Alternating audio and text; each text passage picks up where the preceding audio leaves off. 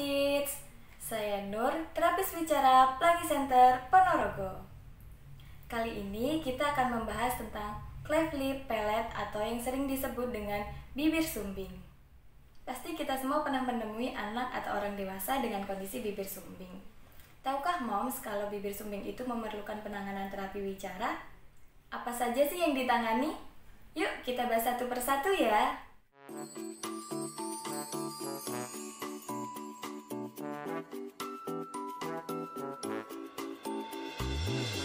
Yang pertama, apa sih bibir sumbing itu?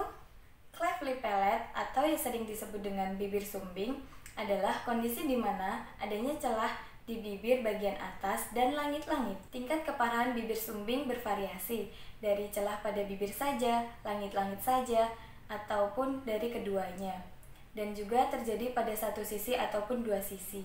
Adapun karakteristik bibir sumbing. 1. Kongenital atau yang terjadi sejak dalam kandungan. 2. Deformitas struktur atau kelainan struktur. Yang ketiga, penyimpangan fisiologis dan fungsional. Selanjutnya, apa saja sih jenis-jenis bibir sumbing itu? Yang pertama, celah pada bibir. 1. Unilateral incomplete atau yang terjadi pada satu sisi bibir saja. Unilateral complete atau yang terjadi pada satu sisi bibir hingga hidung. Bilateral complete atau yang terjadi pada dua sisi bibir hingga hidung. Yang kedua, celah pada langit-langit. 1. Soft palate cleft atau yang terjadi pada langit-langit lunak. Yang kedua, hard palate cleft atau yang terjadi pada langit-langit keras. 3. Complete palate cleft atau yang terjadi pada satu sisi langit-langit lunak dan langit-langit keras. 4. Bilateral palate cleft atau yang terjadi pada dua sisi langit-langit keras dan langit-langit lunak. Yang ketiga, celah pada bibir dan langit-langit. 1. Celah yang terjadi pada satu sisi bibir hingga langit-langit keras. 2. Celah yang terjadi pada dua sisi bibir hingga langit-langit keras. Yang ketiga, celah yang terjadi pada satu sisi bibir hingga langit-langit lunak. 4. Celah yang terjadi pada dua sisi bibir hingga langit-langit lunak. 5. Celah yang terjadi pada satu sisi langit-langit lunak. Apa saja faktor resiko anak mengalami bibir sumbing? Yang pertama, riwayat keluarga. Yang kedua, jenis kelamin. Biasanya laki-laki mengalami celah pada langit-langit dan bibir, sedangkan perempuan mengalami celah pada langit-langit saja.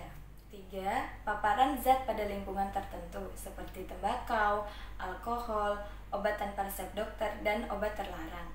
Nah, sekarang kita masuk ke pertanyaan yang paling sering ditanyakan. Apa saja sih permasalahan yang paling sering muncul pada kondisi bibir sumbing itu? 1. Resonansi. 2. Artikulasi. 3. Proses belajar bahasa bicara. 4. Suara. 5. Makan dan menelan. Nah, untuk resonansi sendiri adalah pola pemantulan suara pada suatu rongga. Jika resonansi bermasalah, maka akan menyebabkan hipernasal atau sering disebut dengan bindeng. Ini merupakan permasalahan utama yang biasa muncul pada bibir sumbing. Kenapa bisa terjadinya bindeng atau hipernasal? Karena adanya lubang pada langit-langit yang menyebabkan udara yang seharusnya keluar dari mulut justru keluar dari hidung, dan hal ini yang menyebabkan hipernasal. Lalu permasalahan pada artikulasi atau kejelasan bicara terjadi karena adanya kelainan struktur pada oral motor, dan juga menyebabkan masalah pada makan dan menelan anak, bagaimana anak mengunyah dan menelan makanannya dengan adanya celah.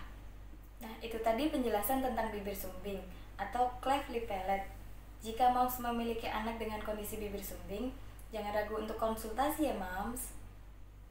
Semakin dini penanganannya, maka akan semakin baik untuk perkembangan bahasa, bicara, dan komunikasi anak. Sekian video kali ini, jangan lupa like, share, dan subscribe ya. Jika ada yang ditanyakan, komen di bawah. Terima kasih, sampai jumpa.